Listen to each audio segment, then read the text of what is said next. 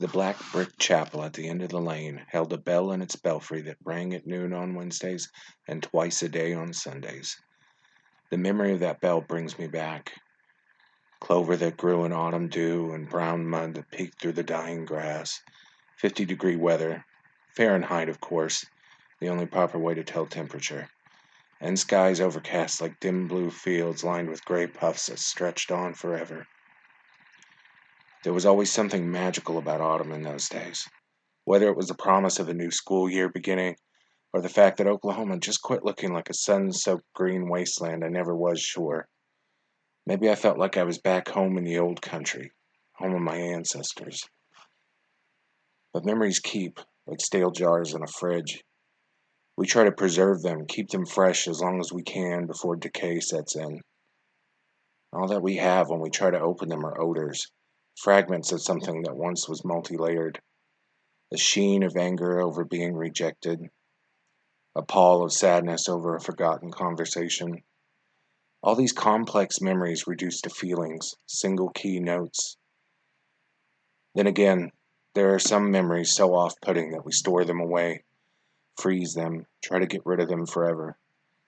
We can remember all too well the intricate taste of pain, the sounds of agony, the feeling of despair. We bottle it up to keep it hidden. We try to forget about it, to hope it'll fade, but it never was anything appetizing. Rot doesn't get to set in because it's already putrefied at heart. Amidst the clover and the mud and the blue-tinged sky, I remembered something else. The naked branches of the oaks behind the belfry twisting up into the pallid sky like the devil's hands. I would not go back there for many years, not until my father slept the sleep eternal. Time passed, and as I grew older, the world moved on. The church was demolished. The house in which we lived was torn down. Bittersweet, my memories, but still, the ruinous cadaver claws of those ancient trees, stark against the horizon, tearing and clawing at the sunset, unwilling to let the sun go without a fight. I was raised in the city, of course. The untamed majesty of nature, the realness of it, never imparted its terrible wisdom on me as a youth. Though the land was mine in memory, on paper, I could feel that it was not mine in spirit.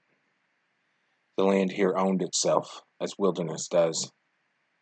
It crept forth from its origins, roots ever twisting, seeding naked earth and giving birth to countless creatures of the wild, devouring back that which it belched in its own time. Humanity had done a good job at an attempt to control it, hacking it back, slicing it, destroying it, paving roads so that human feet could cross and crafting buildings so mankind could sleep well in the knowledge that, for now at least, they were protected. Perhaps, I thought, the day of the funeral. Perhaps this is why man is so wicked to the earth.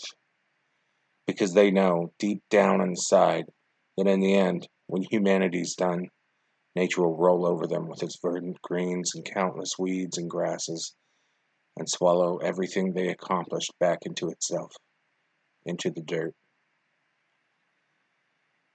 I watched them scoop shovelfuls of soil hand over hand onto his casket, and I watched the sun sink into the bony grasp of the forest, an autumn day so long away from my youth.